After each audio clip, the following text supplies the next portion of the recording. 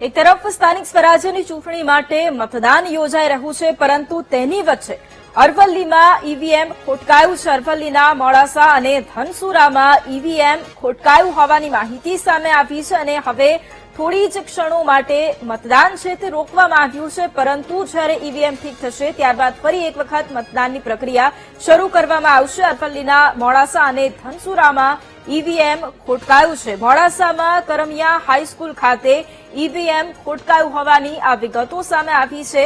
મતદાન મથક 6 નું ઈવીએમ ખોટકાયું હોવાની આ માહિતી અત્યારે સામે આવી છે. અરવલ્લીના મોડાસા અને ધનસુરામાં ઈવીએમ ખોટકાયું હોવાની આ વિગતો સામે આવી છે અને હાલ પૂરતું મતદાન છે તે રોકાયું છે, પરંતુ થોડી જ ક્ષણો બાદ મતદાનની પ્રક્રિયા ફરી એક વખત શરૂ થશે. રાજ્યમાં સ્થાનિક સ્વરાજ્યની ચૂંટણીનો આ મહાજંગ તમામ જગ્યાએ અત્યારે મતદાન થઈ રહ્યું છે. શાંતિપૂર્ણ માહોલમાં મતદાન થાય તે માટેના તમામ પ્રયત્નો છે. ઘણી ખરી જગ્યાએ ઈવીએમ ખોટકાયાના સમાચારો પણ સામે આવી રહ્યા છે અને અત્યારે મોડાસામાં પણ એ જ પરિસ્થિતિ. કરમિયા હાઈસ્કૂલ ખાતે ઈવીએમ ખોટકાયું છે. મતદાન મથક 6 નું ઈવીએમ ખોટકાયું છે, જેના કારણે મતદાનની પ્રક્રિયા હાલ પૂરતી બંધ રખાઈ, પરંતુ થોડી જ ક્ષણો બાદ મતદાન ફરી એક વખત શરૂ થશે.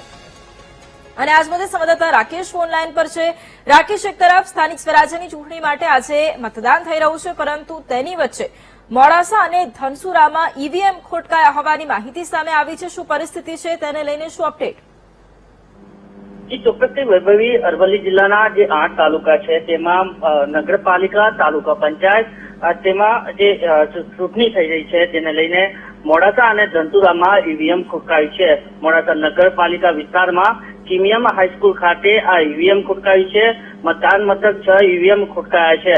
ધનસુરા તાલુકાના નાણા તાલુકા પંચાયત બેઠક ઉપર પણ ઈવીએમ ખોટકાયું છે, જેના કારણે હાલ મતદાન સ્થગિત કરવામાં આવ્યું છે. નાણા ગામે ઈવીએમ ખોટકાતા હાલ જે મતદારો છે તે મોટી લાઈનો લાગી છે ને જે મતદાન મથક છે ત્યાં ઈવીએમ ખોટકાતા હાલ મતદાન બંધ કરવામાં આવ્યું છે. ટેકનિકલ ખામી દૂર કર્યા બાદ જ મતદાન ફરીથી શરૂ કરવામાં આવશે.